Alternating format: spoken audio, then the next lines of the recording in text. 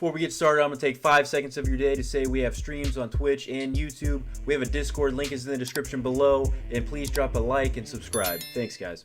So welcome, everybody, Twitch, later on, YouTube, anybody who is watching, welcome to episode 4 of the Calzax Gaming Podcast, where we will debate, discuss, and journal our gaming experiences, as well as the latest gaming and entertainment news. Today, we will have an emphasis on the game Escape from Tarkov. My name is Caleb.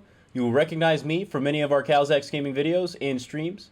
I study computer science, math, and game development at the University of Texas, so I will try to involve my background in some of the discussions that we'll end up having. And other than that, I will let my co-hosts take it away and introduce themselves. Yo, what it do? It's C-Do. We're up here on episode 4 of the podcast, man. You know what it is. Huge gamer all my life, man. You know, I got all the backgrounds and all the games, man. I really be playing whatever they be throwing out there. That's good. I don't have a intro that rhymes like C-Do, but hi, I'm Sealam, and I've also been around video games most of my life. Emphasis on FPS games and Minecraft. So I'll try to give my my area of expertise, my thoughts on the subject. All right, guys. There's our introductions. Oh, yeah. I was listening as well. It seems like everything's sounding good. So hopefully it continues like that. Again, chat, that's what you're there for. Keep us notified if anything's going wrong. But also, chat as well. We will be reading chat and interacting as much as we can, but we do want to talk about a lot of things today. So if your chat or your comment is related to the conversation, we'll definitely toss it up there. But other than that, we're going to try to focus on what we're talking about here. So just know that, guys. But we do appreciate you being here and hope you guys enjoy it. So first off, I do want to go ahead and jump in and talk about some of the new guns that we've been hearing about. All right, we like to talk about new things here. So let's talk about some of the new guns that they've shown coming to Escape from Tarkov. Again, I don't have timelines for these. I've listened to people talk about them, and they don't have timelines either. No one's really sure when this is all coming out, it sounds like. Information might leak soon as far as the timeline, but as of now, there's really not a lot of information for that. So, what we have, though, is a 9mm AR potentially coming out. That's going to be really interesting. So, not only will you have those pistols and SMGs able to shoot the 9mm, you will now have an AR, which is going to be interesting. I believe it's supposed to also be semi-automatic, which is kind of interesting. So we'll definitely see about that. I don't know when they're planning to post that. I've also heard word of a potential another 5.56 AR that they're planning to add to the game, even maybe before this, but I'm not sure about that. I do know that the 9mm AR was confirmed, and so was the SCAR, 308 SCAR. And this, guys, is what I am so excited for. I don't know when it's coming out. No one's exactly sure. It might be a while. Who knows? But 308 SCAR. If you go back to my older streams, I was telling my chat, I cannot wait for this gun. It just sounds like it's gonna be so good in Tarkov. Any of those potentially full auto 308 guns are crazy. So yeah, go ahead. Scars are what I always rocked in Call of Duty, Modern Warfare stuff too. So having the blast from the past, I might be better with it. I can reawaken my old skills. Rock out with an old friend. Excited for that. Yeah, I love the SCAR, honestly. I'm super hyped that they're even thinking about adding it to the game. And like you said, 308, that thing might just shred people. Full auto, my goodness. It sounds like it could possibly be a very good choice there. I agreed. But yeah, man, it's really exciting. I'd love to pull some pictures up here, but I don't have it set up like that yet, guys. So hopefully later in the podcast, I will be able to show you guys some photos. I just don't want to mess with the setup right now. So we'll come back to actually show you guys some photos, because they have shown some other guns that they're planning to add as well on their Instagram and stuff, and I'm not exactly sure what they are. I don't have a lot of extensive background with weapons. Most of what I've learned about guns is from video games and stuff, so I'm not exactly sure what they were posting about, but there is some other content that we will be examining. I'll show you the photos for that later. But let's go ahead and move on to our next topic, and we'll come back to that when I can bring up the photos. So there's quite a few other things I want to discuss today, and one of the things that that I want to bring up is recently I was watching one of Voxy's newest videos. I mean, this came out probably a day or two ago, and it's about visors. And he brought up a really great point that I think people need to be aware of. And this is also something that Peshley talked a little bit about in his helmet tier list. And that is about the ear protection on the helmets. Ear protection. When you inspect a helmet by right-clicking on it and clicking inspect, not just looking at it visually, you literally have to right-click, click inspect, go to armor areas, and ensure that it says it has ear protection, as well as you'd hope top and nape is great. But ears are really valuable. When you wear a helmet that has a visor, for example, you know, in your face hitbox, the way the hitboxes are set up, if you don't have ear protections, you are potentially putting yourself at great risk due to just how the game works with the hitboxes right now. And in this Voxy video, I encourage you to go check out his videos for this because it's really interesting. But basically, he is shooting straight through a visor on the sides of his face. So I know, chat, you guys can see where I'm pointing right now, but my co-host can't. But on the sides, right here, they'd be shooting through the visor, and it would not even register really as a hit in the visor. And so it would go through straight through where it looks like the visor's at and hit the ear hitbox and one tap him in the face. And he was using ammo that had no penetration whatsoever, should not be going through the visor, and one tapping in the head because it didn't have the ear protection. So it's really, really interesting. If you just get it to have that ear protection, you will actually have your whole ear hitbox protected. And that is huge because they're actually really massive. And I wish I could show you guys examples of what I'm talking about, but just know they actually extend quite a ways out. I mean, you can be even visually shooting air and kill somebody by shooting them in the ear because of it. But it's really interesting, so I just want to encourage you guys to look at more into that, but also just say that helmets that protect ears are valuable. Ear hitbox is massive, and that's why I think I've been trying to like study the U-lock, guys, and why it's so good. It's just a class 4 helmet. High ricochet chance. You'd think it's like a standard helmet, but it protects those ears, and that's why I think you see so many rounds bounce off the U-locks, because I feel like they saved me a lot. And that's my theory, is that. So I wanted to get your thoughts on this, guys, if you have anything to weigh on that. But that's basically what I've kind of, learned from that, and I wanted to express it to all of you guys and get chat's opinion and everything. But yeah. The fact that you can like shoot in through your face mask if you're not also wearing ear protection and like hit the side of the hitbox, I feel like I've experienced it before. Like times I've gotten like shot from the front and then gotten head ears through a face mask. Sure. Like I've noticed that and I've raged about it before. So I mean, it's good to see there's some objective facts behind my apparent badness at the game. Let's see why it happens. Yeah, better watch out for the shotgun scavs. I didn't know everybody had like Dumbo ears though. You know what I mean? Like, yeah, that's crazy. You can like ears. hit them just like going through, just like air next to their head. That's pretty crazy. But I do remember people used to be talking about like bullets would ricochet off the visor and then just like hit them in the ear or something like that. I remember that being like a huge thing that used to happen, was like bullets ricocheting off a visor. Well, and another important thing to keep in mind, guys, too, is when it comes to like your arms and stuff, let's say you're holding your gun out in front of you, and let's say you have a candid sight or something, that even puts your arm in front of your body even more, chat. And if you get shot through that arm, it can go through the arm and hit other hitboxes behind that. So there are multiple hitboxes in play. If you just get shot in one place, it can still extend to the other ones. So it's really interesting. Just know that the ears do matter. And guys, this doesn't mean that you need to wear helmets that cover your ears and you can't wear headphones with them. There are plenty of helmets that cover the ears, quote unquote. Again, check, right click, inspect, check armor areas, see if it covers the ears. And you can still wear headsets with a lot of them. Like even the exfil and the airframes, you can get ear coverage with the chops or even the ears and still wear like sword-ins underneath, guys. And you get that ear protection, and you can put a visor on there, and then you're not running that risk. So that's potentially why those helmets, are why you pay so much for them, because they do so much, honestly. But yeah. For real. So I did want to talk about that, guys. Hopefully that does help you guys out a little bit in purchasing your helmets, and just realizing what happens when you get the head ears, you know, when you're going out of a raid. And Seaglem, I think we should talk about what your experience that you had now. I think it's relevant. It's a good time to bring it up.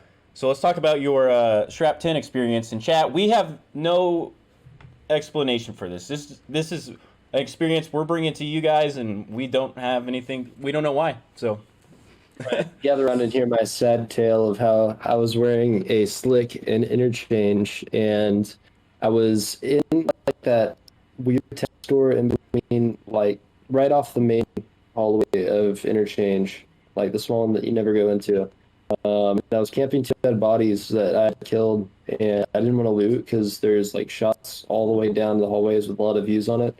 So I was waiting for somebody to come and check it out, and then out of nowhere I hear sprinting, and this man runs into my room with a KS-23 and one pumps me in the chest when I was wearing a slick with Strap 10. He took one shot. I died to the chest. That's what I saw in like the after thing. I probably should have checked if it did damage to my arms and stuff, but the deadly blow was dealt through a slick with a shotgun pellet. And that made me quit the day. That's for sure.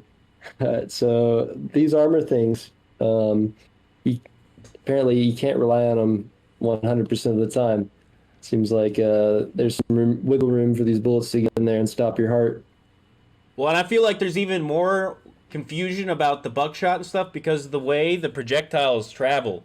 Like, that just adds so much complication. It's not just one projectile we're worrying about. It's spreading. It has all these pellets. And that's where it's just, like, so confusing. It said you died in the thorax. My theory, chat, is that somehow he got killed in the arm, but it said he died in the thorax. You know, even though you'd think if he got shot in the arm, it should say the fatality was there, right? And so that's what's confusing. Is it like, because there should be no penetration chance. A Strap 10 round has like 11, or a buckshot round has 11 pen on it. And that should get, you know, a slick as a class 6 armor that covers the thorax. Well, so I'm looking at the ammo chart right now. So you can go from ammo chart right here. You go from 0 to 6 possible penetration chance between these armors. Strap 10 has a 3 on 6. It goes 6, 4 for like class 1, class 2, and the rest of them are 3. So Strap 10 it can go through anything possibly, what I can see. Really? Well, maybe is it the fragmentation? Maybe like half the shot hit your arm, and then like the other half kind of damaged your thorax. But the ones that hit your arm blacked the arm out essentially, and then just like zeroed the chest because it was already low.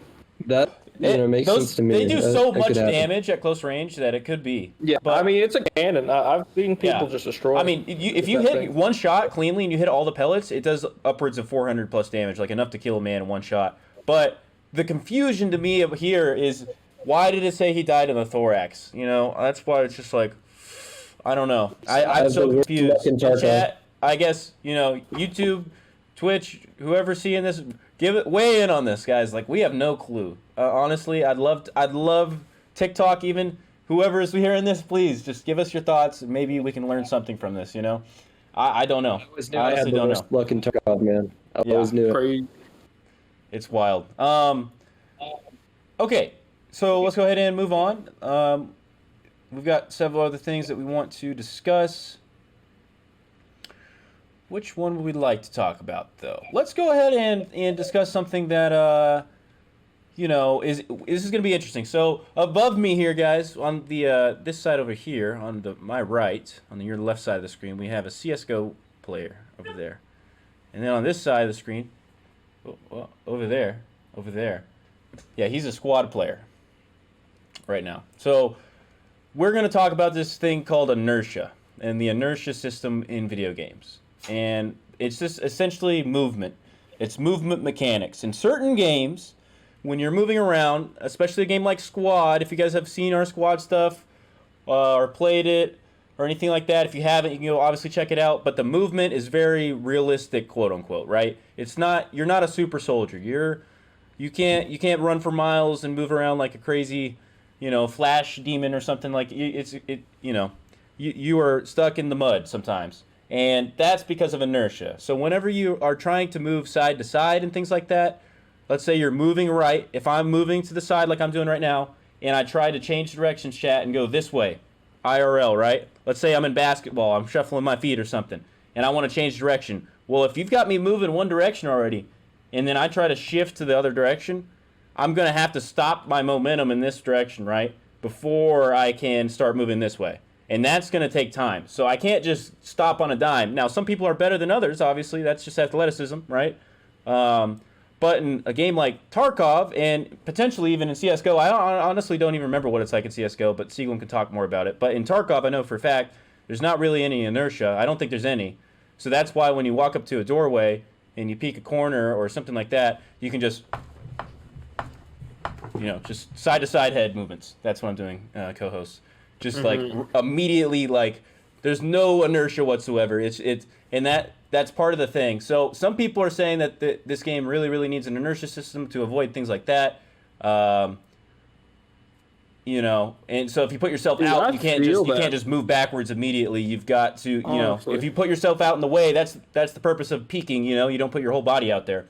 But if you go move to side, you're putting your whole body out there. So I mean, that's just a question, especially for a CS:GO player like yourself, Seagull. It would be interesting to hear the other side of the coin, I'm sure. So Sea-Doo, let's hear from you first though, because we did talk about the inertia itself and how you felt about that. But that's an explanation. Obviously, Chad, if anybody's confused, let me know. That's what inertia is. Some people on Twitter, even streamers I've said or I've seen are lobbying for it. So I wanted to bring it up. Yeah. I mean, that's crazy, honestly, like hearing it, like, just like hearing the cold, sad truth of like, because it's insane how you can just be like, just instantly like moving like back and forth, you know what I mean? Like you can like always be moving in like a different direction, like on a moment's notice. And like, I honestly feel like that just makes it so hard to hit some shots sometimes. Like, you know what I mean? Like, if you see them heading in this direction, you're trying to account for the shot, but if they just, like, do just a 360 and they're just going the other way, like it was nothing, then, it's like real tough to start hitting shots. To add to your point, I think what you're saying is, like, let's say, you're a guy who likes to snipe, CD, right? In Tarkov, that's what you like to do. So, generally, if you're a sniper, you're going to be holding angles, because that's your real benefit, right, as a sniper, is that you can hold angles better than other people can, because they might not have scopes. But it adds a disadvantage to the player who's holding an angle, because the person that, if there's inertia, if they peek their entire body out and you were holding that angle, you'd have time to, place your shot out there, especially with the desync the way it is. With no inertia, they can just, like, basically phase shift around the into your view and then out of it immediately. And then they saw you. They saw you or you took a shot. Yeah. Honestly, because they'll peek and then they'll go back, but like you'll shoot them, but it's just their after image, bro. Like honestly, it's just like the server. That's why they're doing it. That's why they're doing it, because they want you to shoot, because they're trying to see if anybody's there. They don't know if somebody is there. So that's tough.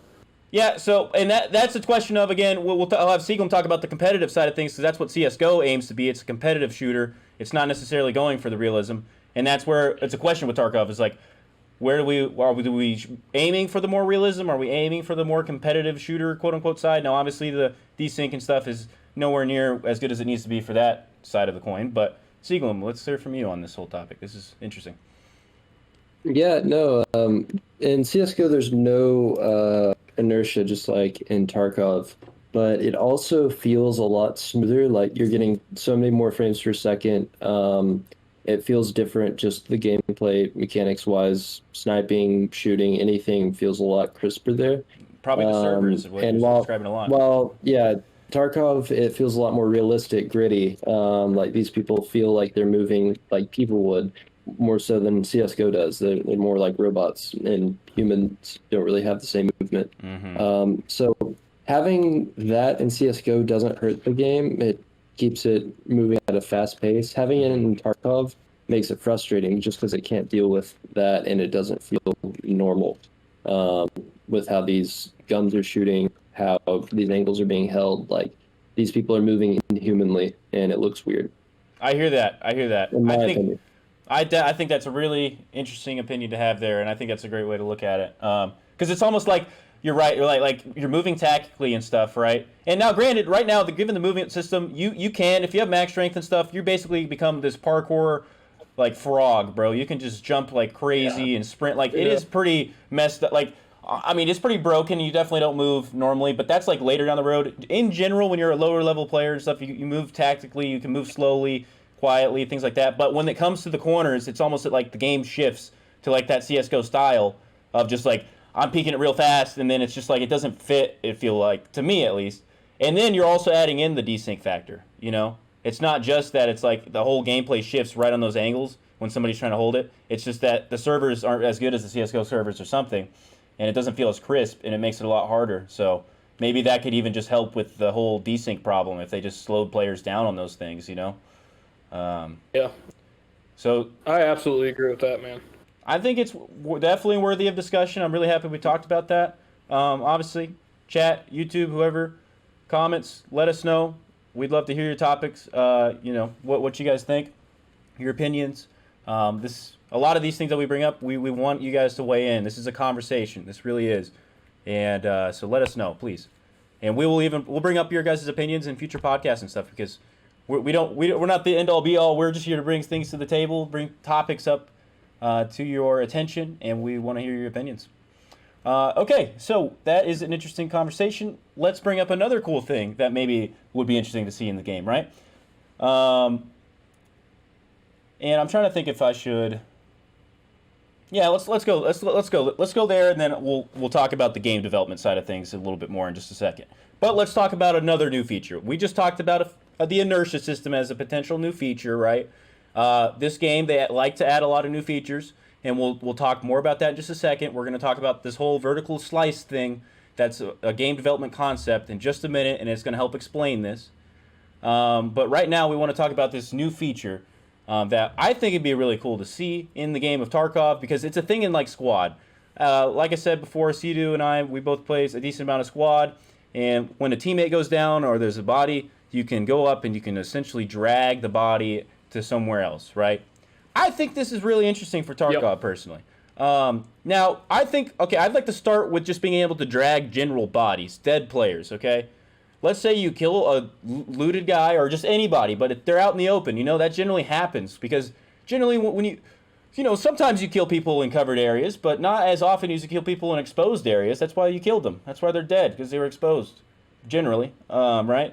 So generally going to loot the body is tough, because it's in this really exposed area, and especially if you're a solo player, you have no one to cover you. So if I'm playing solo, like on my hardcore Tarkov and everything, I just look at it, I'm like, all right, it's been fun, I just got to go for it, you know, if I die, I die. And I think this would potentially help those situations if I could just drag the body out.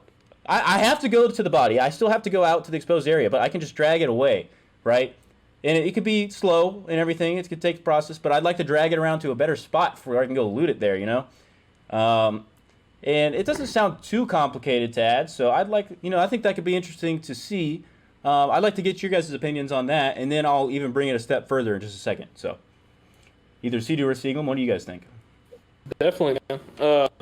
I for sure think that, you know, you as a PMC should be able to be the swamp thing that you are and drag your kill back into the, you know, the depths of the swamp, you know what I mean? You should be able to just, like, you know, take them over to where you're nice and comfortable, you know, to examine their, you know, loot, follow through their things, you know, see what they're packing.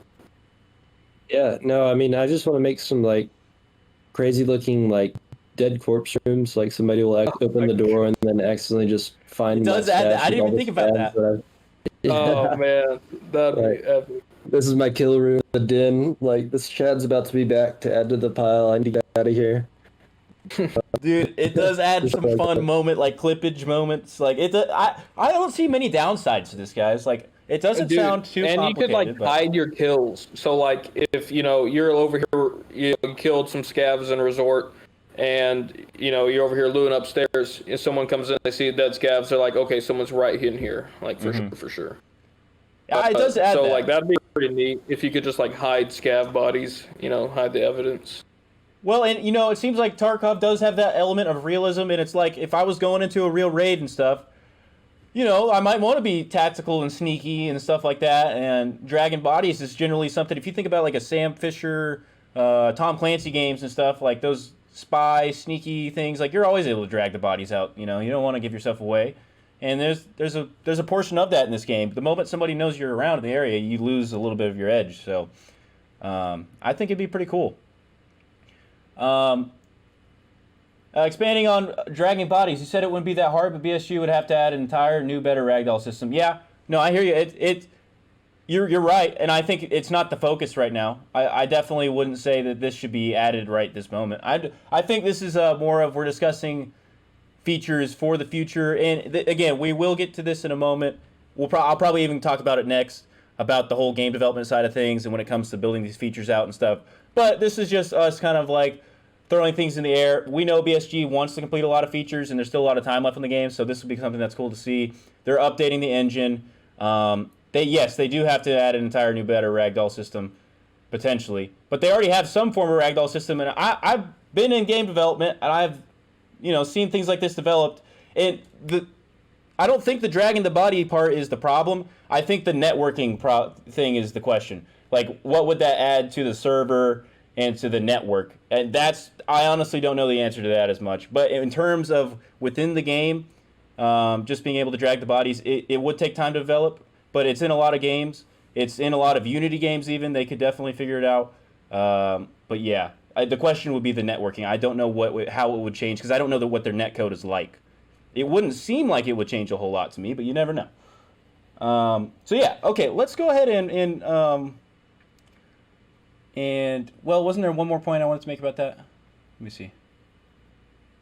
Oh, okay, all right. Let's bring it one more step further. Since we're talking about future features way out there in the distance, right? If we had this dragging body things, I know people have talked about this, at other times. How would we feel about like having the defibrillators actually able to revive players in certain moments? Like, let's say again, Sea-Doo brought up a good point earlier when I was talking to him before the stream. Like, if you get leg meta'd, and maybe there's a certain chance it just doesn't hit an artery or something, but you're just out of the game or something. But you're not so messed up that you're not quote unquote completely dead, and if somebody could drag you, win the fight, drag you, and use a defib or something to bring you back to life, just so you're not completely gone. But if you get headshot or something like that, or there's maybe a little bit of an RNG in there, you're dead. What would you guys think about that? I'm not lobbying for this. At all, guys. I'm not saying they should add this. I'm not saying they shouldn't. I'm just bringing the idea to the table and adding on to the dragging bodies. So yeah, what do you guys think?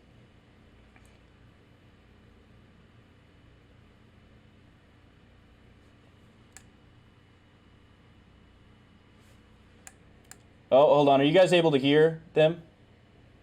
I'm not getting audio. 1 second, guys.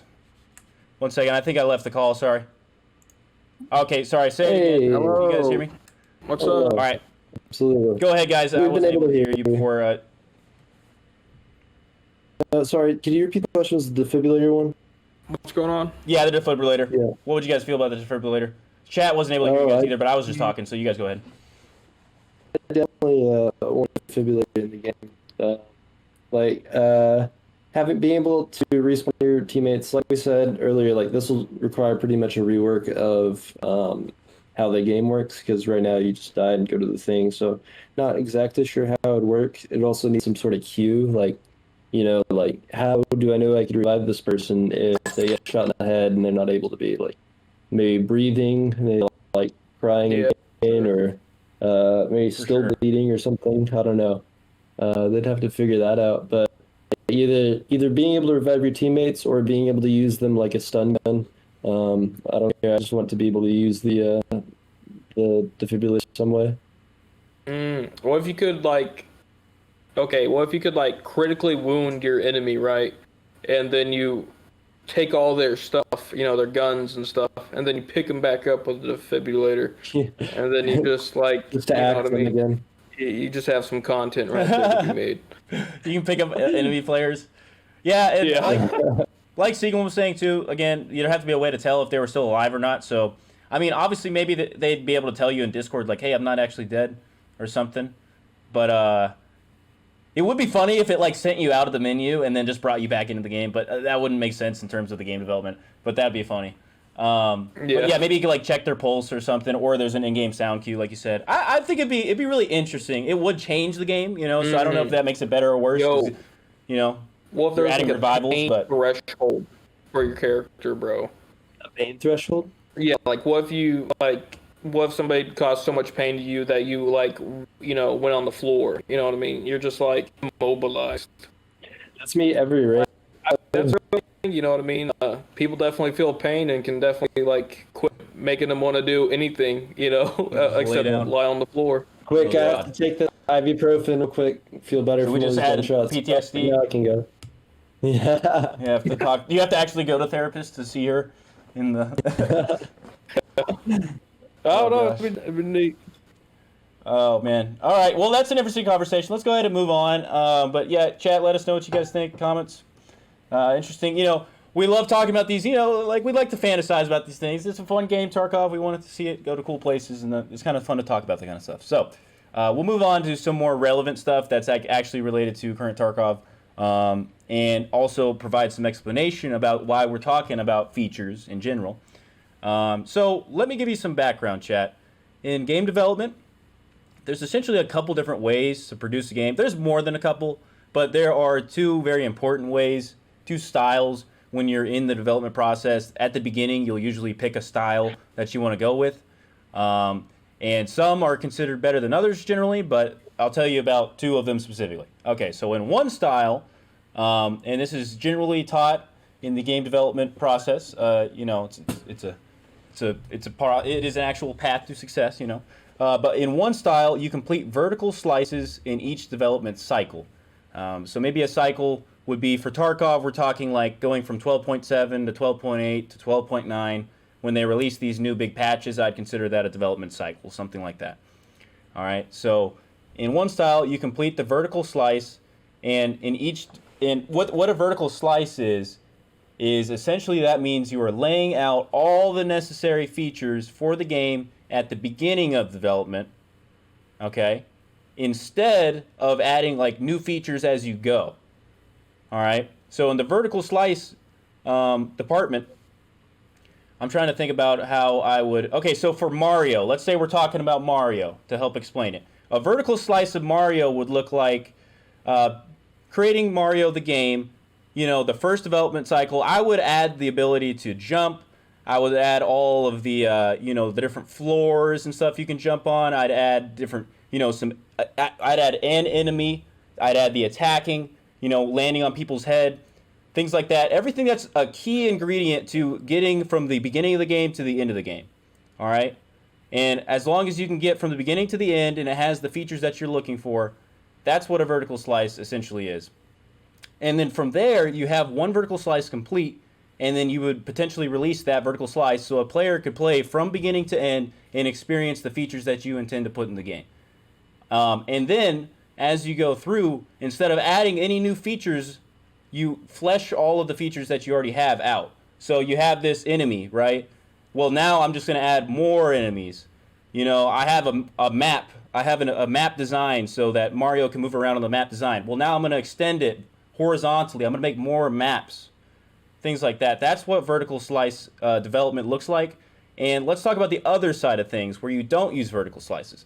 The other style would be essentially the opposite, and that means you're adding new features each development cycle.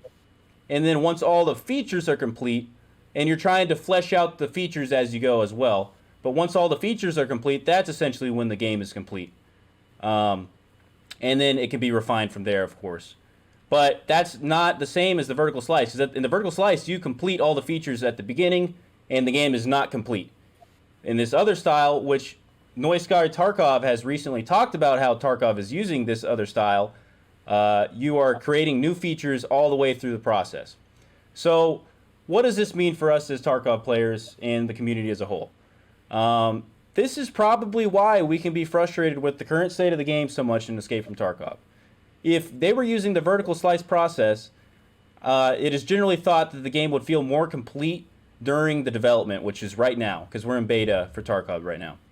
And that's why generally in game development, they would recommend that you go down this path, especially if you're an early access game, so the game feels more complete. People get the vision of the game. They understand what you're trying to complete with it. But it is up to their choice and style, and that's not what Battlestate Games wanted to do. They wanted to roll out new features a lot, so we don't have a clear understanding of what the game is going to look like at all until the game is fully released. Once the game is actually released, that's when we'll finally get to see all the features that they intended for the game to have and what the full vision of the game will look like. So again, I'll say it one more time just to reiterate. In the vertical slice, you're really able to get a good understanding of the vision of the game right at the beginning of development. And then from there, everything is fleshed out to make the game feel, obviously more polished and complete and everything like that. But you understand where the vision is basically from the beginning. In this other style, you don't know what the game is supposed to look like at the end. And again, it can make the current process, because as we're experiencing it, this is not the full vision of the game. So they basically have to band-aid fix a lot of things to make the game playable now. But yeah, so that's just some game development talk, and I did want to get you guys' thought on it. See what you guys thought about that. And that's so similar to like what me and Seglin were talking about, because we're like, maybe we could discuss like where the game's going, with this whole story thing and everything, but like there's no concrete information, what I mean, like of like any kind of direction that they'd be heading, like for all these huge updates that they've like talked about. Yeah, we keep hearing like they're adding the base work. Like they have factions, they have the cultists, they have they keep adding new features and new things that are kind of sort of implemented now, but you can tell they have such a grand plan for like the state of the game that we're definitely playing a different game right now. That probably has something to do with like bitcoins and stuff and the whole economy. Like it's definitely an unfinished way to do it right now before they have the entire system in place. For sure. You're hitting the nail on the head, I think, there. And obviously we can see some of where they want to take the game, because they have those locked maps and they have those extra skills like handgun or revolvers and like RPGs and stuff that you can tell that they want to do more with that. So you have a slight idea of what they want to do, but realistically we can't understand what they want to do. We're playing, like you said, a different version of the game than what it's going to end up being like. But, it's like they also have put out enough features at this point, because the game has been out for a while, that the game is really fun. And I mean, okay, maybe fun's not the word that some of you guys would like for me to describe the game with, because it may not be. It's fun for me, but a lot of people enjoy playing the game right now because of the amount of features it already has. But that does not mean this is what the game is going to look like in the end. So it's important to keep in mind, because a lot of players can get frustrated with the way the economy looks, with the way the desync is happening and stuff. And until this is abandonware, until Escape from Tarkov is literally abandonware, as long as they're developing and they're working on it and they're putting in the time, and they are, we gotta give them the time and see what the game looks like at the end. I mean, there's really no telling. The best we can do is try to help them make sure that the band-aid fixes are as good as they can be in the time being, because the game is still enjoyable. That's why we all play it. And again, maybe you guys don't like me using that word. I'm not sure what the best word would be. But it is at a state where there's got a huge player base, so a lot of people play this game. But we'll see what it ends up looking like in the end. Experience. But this is something experience. Okay, I like that. Experience. It is definitely an experience. As Nikita likes to say, it's a battle simulator.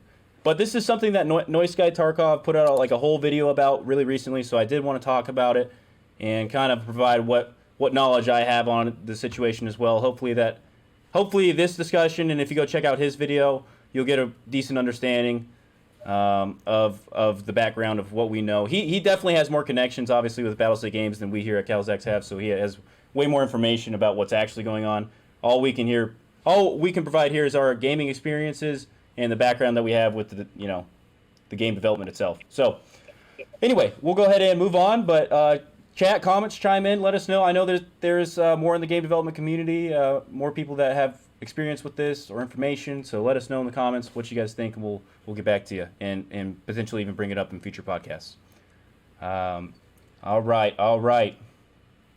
So let us talk about, all right, we're still on the topic of features. Let's just keep the roll going, okay? This is a feature kind of day. We're just throwing things out, man, seeing how it'll land. Okay, Sidu brought up something that he wants to get our opinions on, and it's an interesting thing. It could vastly change the way Tarkov plays. But I want to get your opinion, chat, and comments, because I know this is probably going to be something that really sparks a flame within all of you.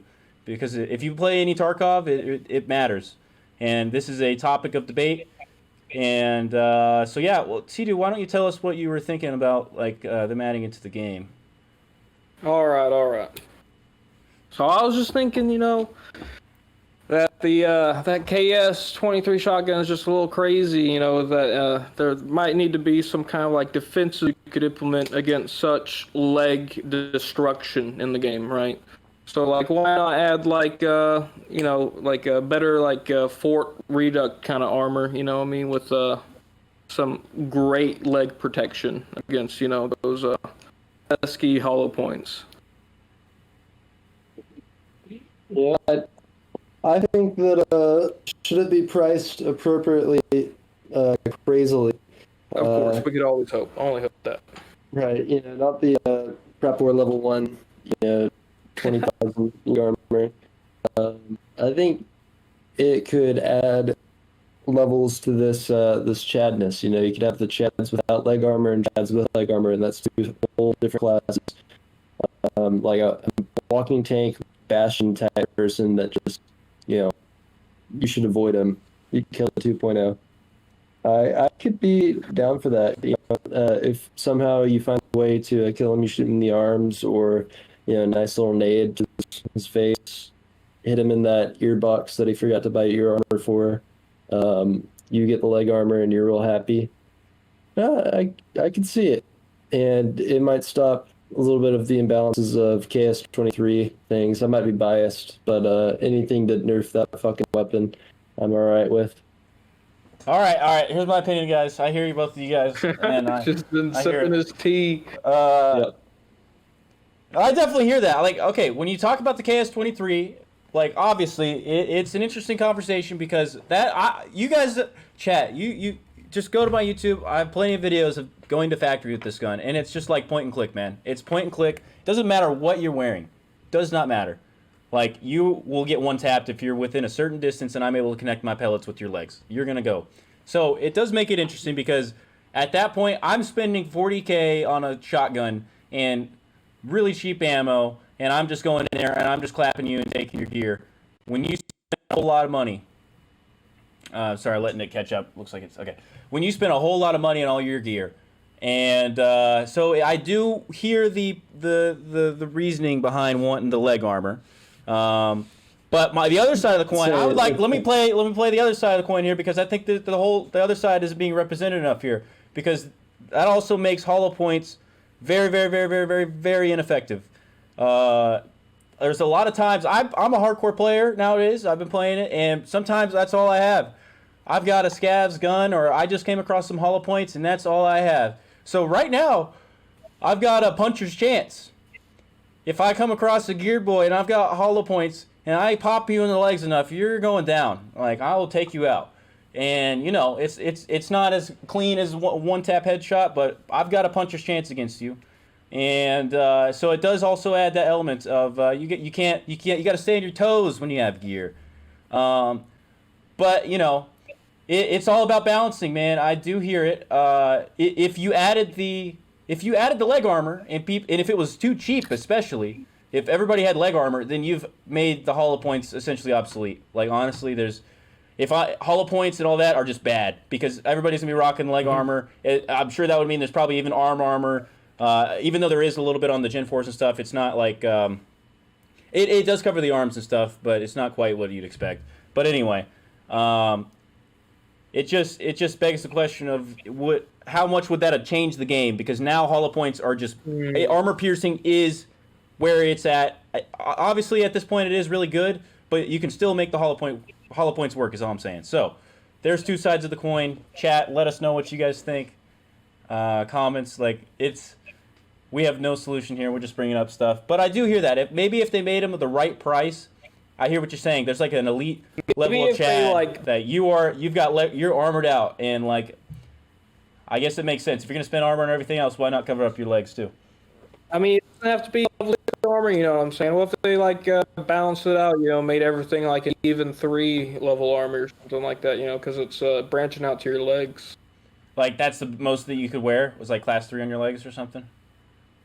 Yeah. Well, I mean, it'd be taking up the other armor slot because it's just like a piece, you know. Like, oh, it's a one-piece armor that takes up everything. So it's like just not as good all around. There's definitely thoughts. Like, there's ways that it could be implemented, but it would definitely change the game. And obviously, there's a lot of new features that they're going to be adding. This game is going to be changing, so you know that's fine. But yeah, like it or not. Do you think it'll be for the better or for the worse, though? Chat, comments, let us know. We TikTok, whoever. People, takes over gamers, let us know. Takes. All right. So, what else do we have? We have some more Tarkov news. This is something that Siegel feels very strongly about, and that I'd also like to talk about. And this is the fact that very, very, very recently, probably within the past week, I don't think it's even been a week. Maybe it's been a week, but I don't think it has been. They switched the Bitcoin stock for Mechanic, and now he can run out for the Tetriz for Bitcoin Barter. See it, 2 thumbs down. Yeah. Siegelman was going to have some words for this in just a minute, but it also takes a green battery as well down too. I think it's a Tetriz and a green battery, whereas it used to just be the Tetriz. This has caused a change in the economy. Tetrizes have plummeted. The reason being, apparently, and Siegelman will talk about this further, even if you set the timer, like, okay, let's say I want to buy APSX. I love APSX ammo, so I want to buy it from Mechanic. It's always sold out from Mechanic. So what do? I set a timer on my phone. I wait for the thing to be right as it's in stock. I buy it immediately, and I'm able to get it. I can get my APSX. I'm cool. That's not apparently the case with Bitcoin like this. It sounds like the moment the stock is done, there's not any available. And Siegelman has theories and stuff on that. So, Siegelman, would you enlighten us a little bit more? Yeah. Go ahead, discuss. I'm going to hit the restroom real quick, but yes, I'll be listening. Absolutely. So, go ahead. This is one of the few things that I've actually taken the time out of my day to go and research and see what's up, because it didn't make sense to me. I would refresh Mechanic, immediately. I would set the timers. I would check him as soon as he'd be refreshed, and I wouldn't have, there would be no option to do the trade for the Bitcoin. I didn't even know that the battery was implemented because I can't even click on it to check out what it takes to trade for it. As soon as it's refreshed, it's sold out. And I've heard rumors that there's like 100 Bitcoin cap on it, like straight up only 100 Bitcoins can be traded at any reset. And that seems kind of ridiculous. I have 2 Tetrizes in my inventory right now sitting there worthless because I can't even click on it to refresh. Like, I don't know why they knew it, like, oh, you can only do 1 trade per refresh or like 1 trade per day or something like that. Because right now, like, I can't do it because other people are doing it. And I'm pretty sure that it's, the bots or whatever that are getting the immediate refreshes and taking the entire stock immediately. So I don't know. I don't think it was a good change. I think, doing that to a trade to make it worthless. I don't know what they're trying. They're trying to either solve real money trading or the hatchling runners going into Tetris and keystering them, which, I respect and admire their efforts to take down that evil empire. But I think there might be better ways of doing it. Like we've addressed earlier in this podcast, or not this one perchance, but the other ones. I think we gave a suggestion to not let people put certain items in their containers. And I think that might have been a better way to solve it rather than just not letting you trade anything and making Tetris worthless. I don't know. It just doesn't seem like the best way to fix things. Yeah, I love Tetrises. Like, honestly, it's always so nice that even if it's like not found in a raid, you still hook it up with a Bitcoin deal, get what you can from therapists, and call it a day. But damn, that's crazy. That 100 cap. Like, I know like Tarkov's made a couple of bad economy choices before, but damn, like 100 on a reset, that's insane. Yeah, if that is true. So, as Siegelum says, this is my thoughts on it, guys. Hope you guys enjoyed the little epic cameo there. It's my cat Epic. He's chilling over here. But here's my thoughts. Yes, as you said, you hit the nail on the dot, Siegelum. The nail on the head. I think they did it because, again, they want to stop the hatchet runners from tossing it in the old container and trading it in for Bitcoin and being rich, right? Well, does it really solve the problem at the end of the day? We've only taken one expensive item out of the equation. One item. And because, think about it, the other thing you're not just going for Tetris's, sure, it removes part of it, but you're still going to get all the hatchet runners because they can still put LEDXs in there. They can still put graphics cards in there. I think you got to go a step further. I don't think that... I've reached a point where I just don't feel like you should be able to put in-raid items in your container. Because if I run in and you're the first person in there, maybe you got a better spawn, maybe you brought an SJ6, you're faster, I brought gear, you got there before me, and you just put it in your little keister, man, put it up the butt, man, and I kill you even, I get nothing for it, you know? If I get in there, even if you beat me, okay, sure, but if I kill you, I should get the good loot, you know? That's just, yeah, so... I think I do think that it needs to happen personally. Yeah, it seems like a better trade-off for the things. But yeah, so if you find those Tetrises now, I don't know what to tell you. I don't know what to do with them yet. I don't know. Sell them on the flea market for $200K or something. I've done that. I got frustrated. I was like, well, this is worthless. Or hold on to them and see how this plays out. I guess that's the other thing. So. Yeah, I don't know. Undecided. I think they're just avoiding the actual issue of putting stuff in your container because there's just too many items that are too valuable. Like as valuable as graphics cards are, and the ability to just put them up your butt, like it doesn't change anything. Honestly, people are still going to do the same thing because be able to, like, if you have like a docs case or something, you can put stuff like keys in there, or like docs case items are fine. I hear that. I do hear keys, because keys are kind of like different, you know. Maybe keys could be an argument, you know, like keys are allowed. But besides that, I think, because even by a hardcore playthrough, I've been doing keys. So go ahead, Cito. I mean, like jackets. You already find like keys and jackets, so it's like pretty much just random spawn items, you know. Yeah. I don't think that should ever be like, you know, done that way. Yeah, I think it's more of those really valuable in-raid items that need to be removed from the, you know, LEDX's, graphics cards.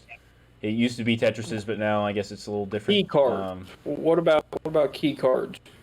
Well, key cards are if keys. If you find a red card, you would like to, you know, put it in your alpha or what? I don't know. Absolutely, yeah. Like keys. Key cards though. Key card is different though because you can find a red key card and a blue key card in static spawns. Like they spawn in Shoreline in a certain spot. There's just an RNG chance it'll be there. So I could still hatchet run over there. I could hatchet run and get there first, and then put it in right up the butt, and it's the same thing. So you bring it up. It's the problem again, you know. Well, okay. What about this? Okay, no in-raid at all. That's maybe what I'm thinking would be the best. And chat, obviously, y'all have all your own opinions. We'd love to hear them. We'll bring them up. But maybe what if no in-raid at all? You find a good key in-raid, you got to get out with it, and then you can put it in your docs case and bring it into raids later. But you can't put it in the raid that you get it in. You got to get out with it once. And if you can't get out with the key, or the key card, then you lose it. You get out with it, you can bring it into future raids. You just can't, you know, just in raid stuff. So everybody would bring their stuff in because they can't just die and keep it. Like that would just immediately fix that issue. I think so. Nobody would not bring it in because in case like they need to defend their stuff that they get once they leave it. Chat. Let us know that what are the, like, let us know the downsides to chat. Like we'll obviously bring that up more, and we'll kind of come back to this. But I don't see many downsides in terms of where we want the gameplay to be. I don't think many people want the gameplay to be just running in and ratting something and putting it up your butt. We prefer to have fun fights and be rewarded for winning those fights and stuff. So that's why probably the arguments for that. But let's see what else we have here, guys. I think that we've got through a lot of our stuff here, actually. I'm going to be honest with you. But here's another thing. I have for you guys. So, lately, I have been able to play a lot of hardcore Tarkov, and I did want to talk to you guys about it. We have more episodes coming out. Episode 3 is just about ready. Going to be getting that up very, very shortly, and we have episode 4, episode 5 all in the works. We're going to be streaming those up on Twitch, so definitely stick around here in the future. Pay attention. We'll keep you guys updated on when the episodes will be coming out on Twitch, but they will all be posted to YouTube afterwards too. But it's really fun, actually. It's been really interesting. Whole different style of game. It is a really interesting experience, especially given how the economy is right now, the state it's in. You know, some people like to say that the economy's fine, and some people are really, really upset about it. I don't know. I'm kind of in the middle. I do think I've experienced other wipes, and the economy's never been like this before. People have more stuff than they've ever had before. And it's kind of fun. Like, I am enjoying getting to use a lot of the equipment I never used that much because it was so expensive. But I don't know. I haven't decided if it's good or bad or whatever. But what I wanted to say, when it comes to hardcore Tarkov, I just completely removed the economy from the equation. It doesn't even matter. Because the thing about hardcore Tarkov, let me explain the rules to you guys. I'm following Peshli's rules right now for his hardcore season 5. I'm following those same rules. We are liable to change them if we don't like something, but we'll keep you guys posted. But essentially, you can't use the trader, you can't buy things from traders, and you can't buy things and sell things on the flea market. You can sell stuff to traders, and you can use the trader barters. So I can find items in raids, like toilet paper, and trade it to a trader for something else. And you can also build things in your hideout. So money that you get from selling to traders, basically the only use for it is building hideout stuff. And in there, you can craft and turn things into other things. And it's been really interesting, guys. I've had a lot of fun with it. It sounds really, really punishing, and it is. You also have to delete everything that you own at the very beginning. So you have to start with nothing. No scabbard, no money. The only thing you have is an alpha container. And in the alpha container, you can only put keys. You can't put anything else. So it kind of adds some of these features that we've been discussing, just in the sense that it limits what I can do. This whole in-raid container thing, I just can't even do that. It's not for everybody, but it's just for me, And it's really interesting, though, because it makes the game feel more like a Battle Royale almost. Battle Royale-esque style. And when I say that, it's just because everything that I use, I've found.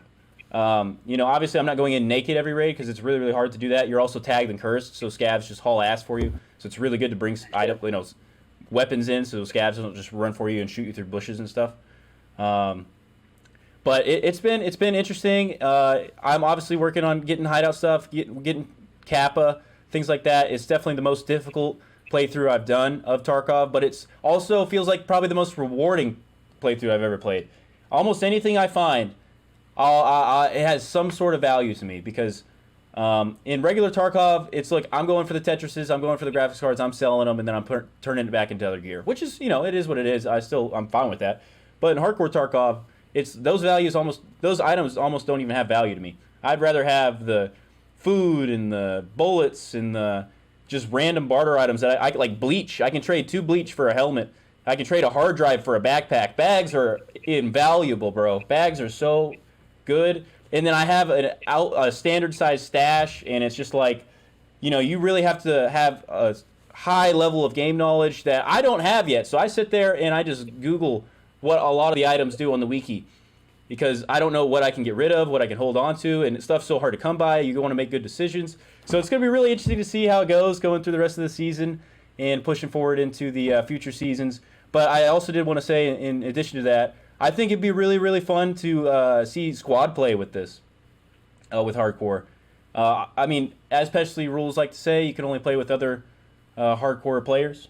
So that is part of the thing, and I think it would be really cool in this channel if we could get some in the future, but I just wanted to get you guys' thought on the whole hardcore experience and what you think it would be like in a squad environment, because I'll tell you, playing solo in hardcore, the part that is really tough is whenever I kill something or whatever, I can't cover myself at all.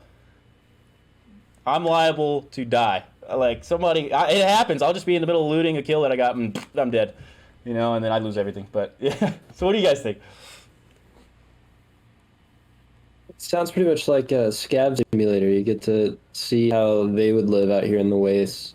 Mm-hmm. No access to the internet to go use the flea market or anything. No access. So that's cool, and I've always been a hardcore player and other things, so that's fun. I did RuneScape hardcore for a hot minute, and you just feel so much more self-satisfied knowing nobody else is taking your accomplishments. It's all you there. And duoing, it's definitely probably a better peace of mind, knowing somebody else is going through these hardships and struggles with you. Probably make it a lot easier too. If you don't get shot in the back by your teammate for good loot, seems like it'll be a lot more valuable to you now.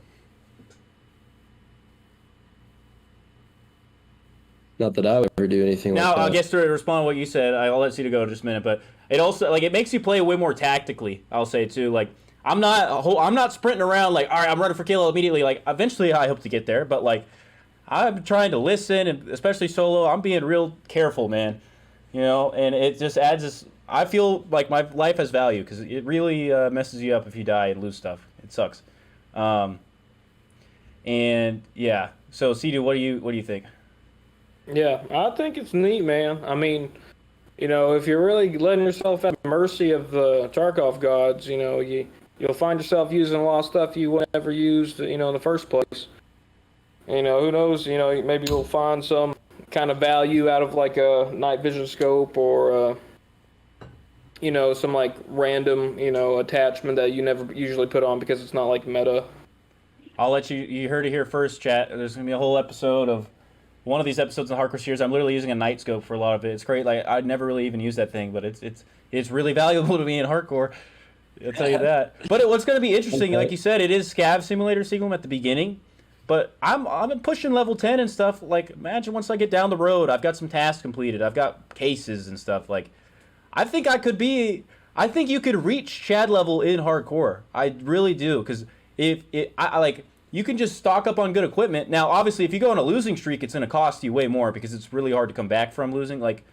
You just go buy stuff in regular Tarkov. But if you lose all your, if you start losing your equipment, that's tough. But you can build up really good equipment.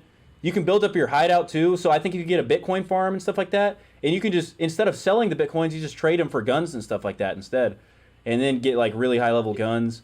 There's stuff you can do. Yeah, I think that'd be what I'm really looking forward to seeing is how it is at the end of the game, kind of when you're I actually have equipment and going out and doing some real shit. Also, I have no clue how I would do it, but the test drive task sounds horrifying to me in hardcore. To kill 3 players with a silenced M1A with a Reaper on it.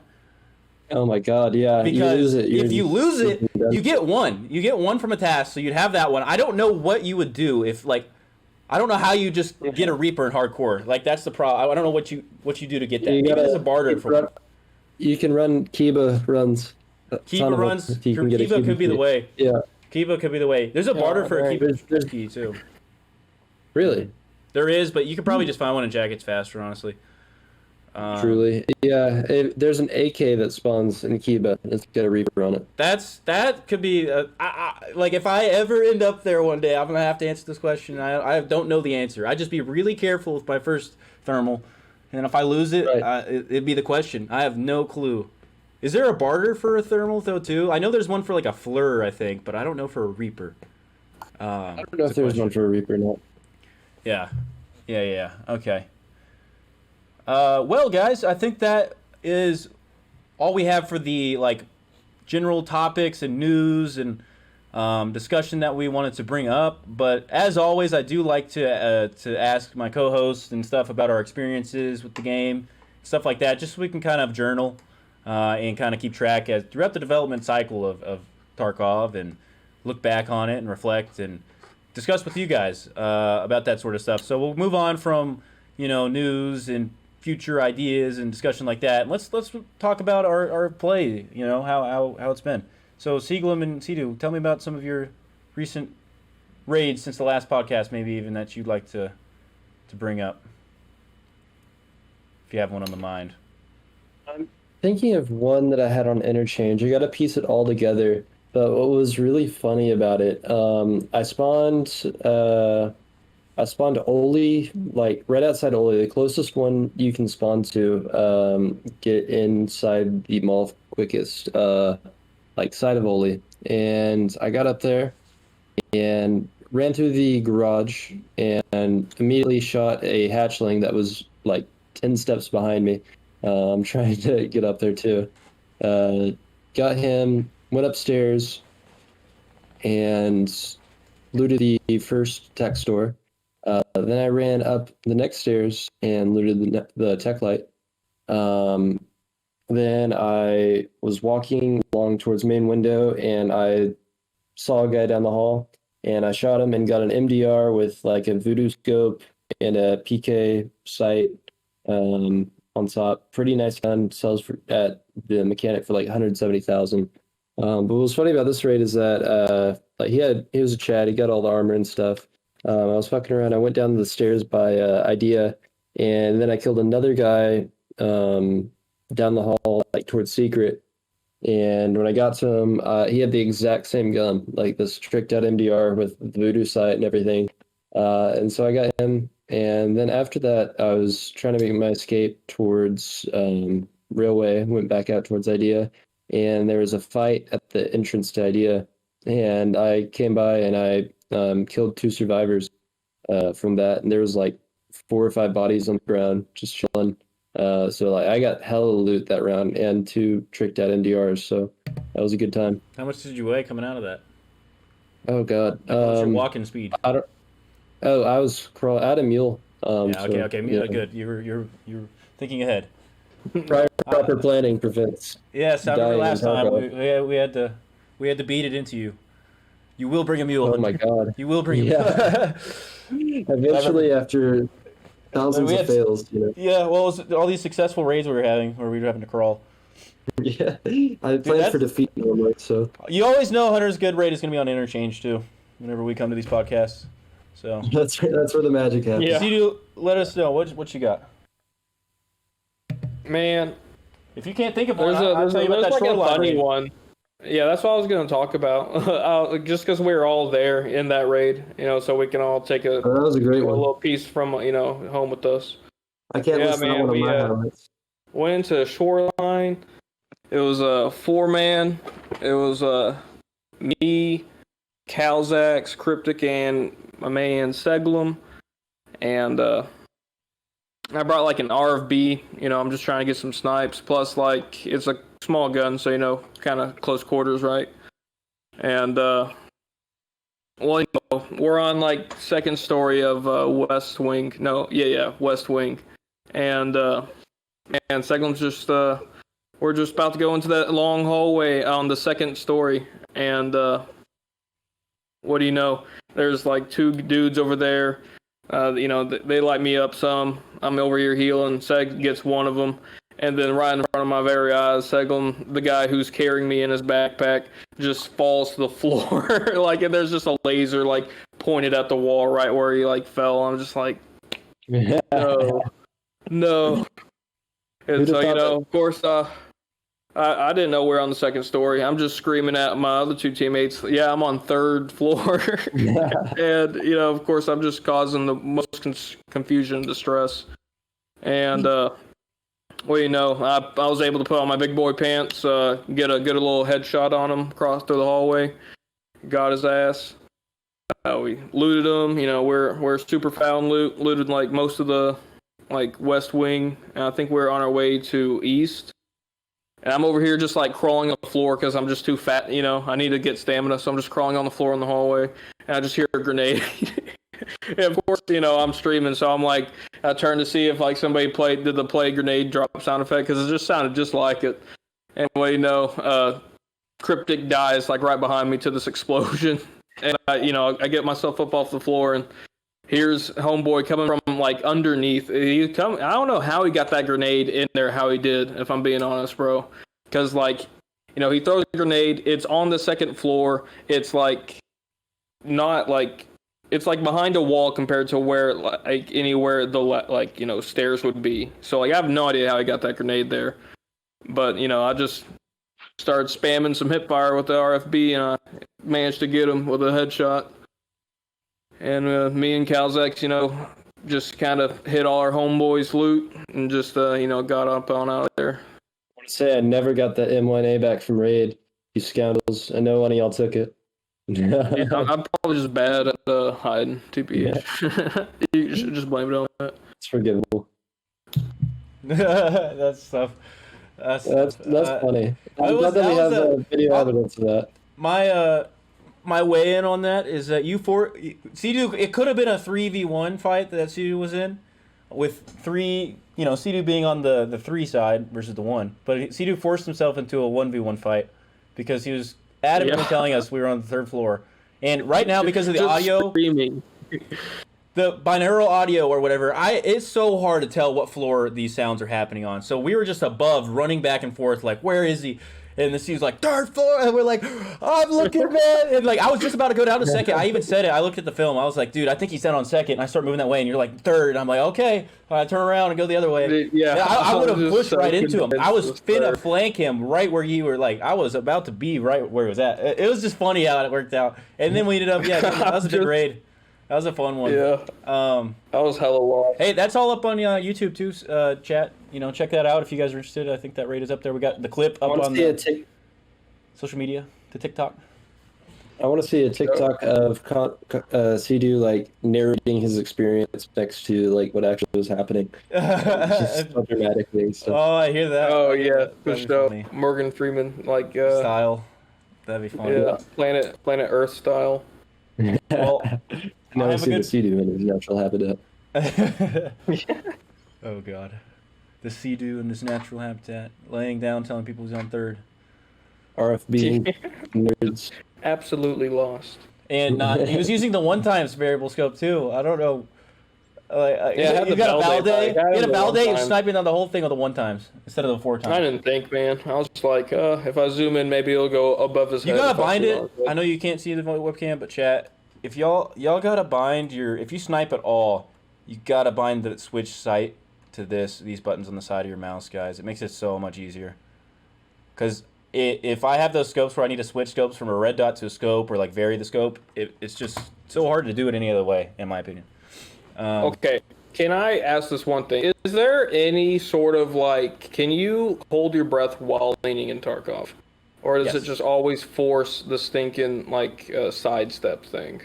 Oh, I changed my thing. Yeah. No, I changed my control. I changed the control. I changed it off from control. Yeah. So that way I can hold down my breath when I peek. That's just your control setup. The default control setup in Tarkov, guys, is not what you should use. That goes out there. I'm talking to chat to everybody. Don't use the default. It's not that good. There's a lot of things that you can't do. Find what find your own personal preference, but I would recommend you switch off of it, guys. I need a Calzax control video. So I did. I have one. I put one out a while ago. I probably need to do an updated one, guys, but there is a control guide out there already. Yeah, I put it out last year. But guys, as far as my favorite raid, it was actually in hardcore, and this one's up on YouTube as well as up on the social medias. But this was the raid where I had just died and lost a lot of equipment and was sad and tired. I think that was my last raid of the night because I was like, well, I'm just going to go in and have some fun and see what we can do. And I had an MP5K, and that was all I had. No, I had some more stuff, but I didn't want to lose much, and I was just like, I'm just going to a factory. I just want to get a new kit because I had just died with some good stuff. And I only had one mag for this MP5K. So I was like, well, what do we do here? Because I can't get another mag for this. And all I had was like PSO and just not good ammo. And but I did have, these are 20 round mags in the MP5K, and that was what I had. And I also happened to have 20 rip rounds that I found in a stash. So I was like, what, this is perfect. This is exactly what I need. So I put the rip rounds in there. And then I head off to factory. The MP5K in hand, nothing else in my inventory. So the scavs are I'm tagged and cursed. Scavs are running for me. And I get in, and I just, I check around. I'm in forklift room. I make sure there's no one around me, and there's not. So that means that person usually rushed to office. So I just go ahead and run it all the way to office. And then I start hearing it, ba-boom, ba-boom, boom, like RFB sounding shots or something like that on the office floor. I'm like, oh, this is my moment. They're like, third party. And I rush up the staircase. And dude, I guess he heard me coming or something, because he must have had headphones, or he heard me running up the staircase for this stuff. So he started shooting at me when I was not looking at him. He was like by the little refrigerator when you go up the stairs to office on the gate 3 side, and you can look down the staircase and literally see all the way down to the first floor from there, and you can shoot people as they come up the stairs. He did that to me, and I wasn't expecting him to be right there because I thought he was going to be in a fight. But then I just whip it around, man, and just start firing my one mag of rip rounds at his legs. And a lot of them, there's actually a metal bar in the way. His legs are being blocked. Like, his head is visible to me, but his legs are behind these metal railing. So the metal railing is like it's eating some of my bullets, which is what makes it hard to leg med on those stairs, actually, in general. But I got just enough, guys. You guys go look at the clip. It's up on social media. It's up on YouTube. It's up on all that. I'm convinced I killed him with the last shot. The last bullet. Sure. Yeah, like, it looked like it. And again, I think it would have happened faster if the railing hadn't eaten. I felt like it ate 3 or 4, maybe more of my bullets. But I did potato some of them for sure. But anyway, I run up to his body. Check it out. Oh, in hardcore, if there's ever a hardcore nut, this is where it was, man. It was, I check it out, AAPC or AACPC, however you say it. It's the Class 5 rig. He had a Class 4 helmet. I think he had some headphones. Then he had a MCX, man. Decked out MCX with like 5 full magazines of blackout AP. So I've made out with like 150 blackout AP. Nades. I got a backpack.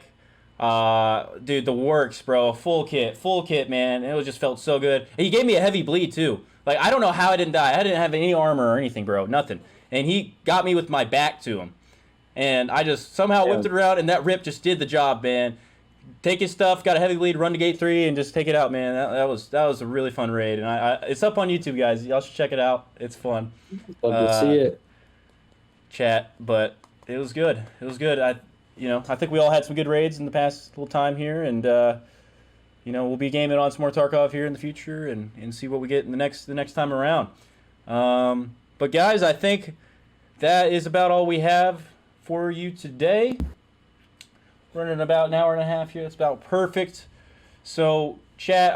Actually, before we finish, there is something else. I do want to show you guys the photos of those ARs and stuff, chat, that I was looking at. So give me 1 second to get that pulled up. Yo, Panda, dude, me too, bro. I have the same exact mouse button things. Like, what do you like, Calzax? What do you change your ranging? My side mouse buttons are my siding, 50, 100, 150, like Panda said. That's sorry, I was reading your comment, Panda. But I used to have that. Right here, these used to be my sidings. And then I watched Velion, and he's told me what he uses, and I was like, you know what, that actually sounds better. And because it's just so frustrating to switch my scope around without having it on this side, and I do it so often. For the sighting, I have my sight up bounded to Y and my sight down bounded to H, because they're not really bound to anything else, I don't believe, anyways. And it's also what Velion was saying he uses, because I don't sight up that much, honestly. So I just reach over. It's within reach. I don't have to reach with my other hand. I can touch Y and H with my left hand on the keyboard. And so I just reach over. I click it once. I almost always run zeroing at 100. If I get up onto a building or something, I'll increase it to 150. If it's really far, like woods, sniper rock, I'll go 200 maybe. But that's all I'm doing. When it comes to varying my sight, the magnification and switching between my candid red dot and the scope, I need to do that constantly. Like, if someone runs up on me and I'm scoped in and I want to be able to switch my red dot, that needs to happen fast. So that's my reasoning for that. But I definitely did like it having the sighting on there before, but that's my reasoning for switching that off, though. I do want to get these pictures up, and then Panda, you said some other stuff too. You said something about the 308 SCAR and the recoil. I hear you on that, of course. If the SA-58 and the MDR, 7.62 MDR, if those had bad recoil at full auto, of course those aren't as good. But I would hope that the SCAR will be moddable to where it's got some decent, decent recoil control. I mean, there's almost with every gun in this game, except for like the Ash 12 and stuff, you can mod up to a decent point of, vert recoil and stuff like that. So I bet you'll be able to. But obviously, you're right. We'll have to see what mods they have. I would hope it's decent. Yeah. And you said something about 2 Tetrizes or something or other. I don't know if Seaglum or CD wants to address that. Yeah. I just don't know if that really solves the whole keister problem that we were really trying to address. Or at least that, Battlestate's trying to address with the Bitcoin shortage of 2021. That would make them work twice as hard to get Tetris's out. Twice as hard. Yeah. You might see them in twice as many raids. Here, chat. let me switch to this screen. Oh, sorry, it has Tarkov on it, but yeah, there. Okay, here's the Battlestate Games Twitter, or not Twitter, Instagram, Escape from Tarkov official. Here's some of the new stuff they put out. Y'all see that? They put out these pants. Like, these are the pictures they put out. That looks pretty interesting. There's some cool stuff in here. I mean, you know, obviously, there's people in here upset about the fact they're working on this stuff versus the netcode. But who knows what they're at. I'm sure they're actually working the netcode as well, so who knows. But here's the scar, man. Look at that beauty. Oh. Oh, it looks so good. What a pretty gun. Oh, there's a 9mm AR and stuff in here somewhere, but... what a pretty gun. Yeah, guys, so if you guys want to see the pictures a little bit more, come here. I'm not exactly sure what all of this is, to be honest. This is where I have confusion. I mean, it's just mods and parts and stuff like that. So I'm not sure if this is like. I think the 9mm gun is super interesting, because I mean that's like a lot like what people do in America, right? They get a pistol and they basically put it into a whole AR frame, right? And it's like still shooting 9 caliber, right? But it's definitely shooting handles like an AR. Well, it's like dangerous. A civilian AR too, apparently IRL, I think. Heard. It's kind of cool. I mean, it'd be interesting. I bet that thing would have 0 recoil. Like, I mean, handgun ammo coming out of a rifle. The game of the aim of that gun. Yeah. But well, guys, what'd you say, Payne? I love that new grip though, the rope wrap grip. It did look cool. Like I said, those things look cool. Yeah. I don't know, Seaglem, how your tracksuit progress is going, by the way. I know that was a podcast episode. Killa doesn't want to spawn for me. Yeah. Every time I bring a Keter in, he spawns. Every time I bring like some sort of thing to kill him, he does not want to show up for me. He's afraid. Don't want this worried. Yeah, and I don't even have the quest yet. Every time you go interchange, bro, you got to keep that extra mag of Killa ammo in your container, and then you see him, and then you just go reload that mag, and you've got the ammo to kill him in whatever gun. I always start with like my best ammo, because if I'm gonna get Killa, normally it's right at the beginning for sure. I hear that. Because everybody else is too. I think that's a good point. No, I mean, like if you're rushing for him, you just be ready for it. But I mean, on the inverse side, I mean, it's sometimes not a good idea because I'll run into somebody else, use all my nice ammo. Oh, for sure. But if you want to tracksuit, what else are you gonna do? You know? Yeah. You gotta kill him. You gotta kill him a lot. You just gotta go for it, man. That's funny. All right, guys. Well, I think that is gonna do it for the podcast today. Seagram go nighttime interchange. He almost always there for me, says Panda. Nighttime? Nighttime, apparently. Some night killer, huh? Panda, you should expand upon that in the Discord a little bit. Let Seagram know. Very dark in there as well. Yeah, I know, nice and scary. He can blend in. For sure. But yeah, we are looking forward to episode 5, guys. That's gonna be coming at you guys soon. We'd like to hopefully get that out to you guys again within the next 2 weeks, hopefully. That's usually the goal with these. Little fluctuating though. So thank you guys for catching this live. If you guys are here for that, thank you for catching on YouTube, TikTok, wherever you might be. We really appreciate you. We're looking forward to the next one. Again, please comment, chat, let us know what you guys thought about the discussion, the topics and stuff today, because we would love to feature your guys' opinions in on the future podcasts. That's a big part of this. This is a whole conversation for the whole community. But if you don't leave your comment, don't leave your chat, we'll never know what you thought, so we can't really bring it up.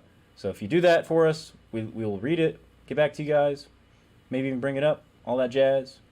Be a fun time, guys. We have a Discord, the airport Discord. Link is in the description below on YouTube, !Discord on Twitch. We have about 150 members in there now. It's a growing community, a lot of Escape from Tarkov players. We also have a Minecraft server available. Get up in there, come hop in, play with us. We do events. It's lit. We got Squad Sunday as well, so we got a bunch of squad players up in there. We play all kinds of games. If you're a gamer, this is a place you need to be. We just love to chat. It's a fun place. So hop up in there. And that's pretty much all she wrote. Keep an eye on the streams and videos for future gaming content. We'll be playing a lot of stuff. And yeah, guys, thank you again, Panda, for the sub. Appreciate you hanging out and chatting with us, everybody. I'll let Seaglem and Cedu say their goodbyes. Make sure to hydrate before you dehydrate, everybody. Goodbye.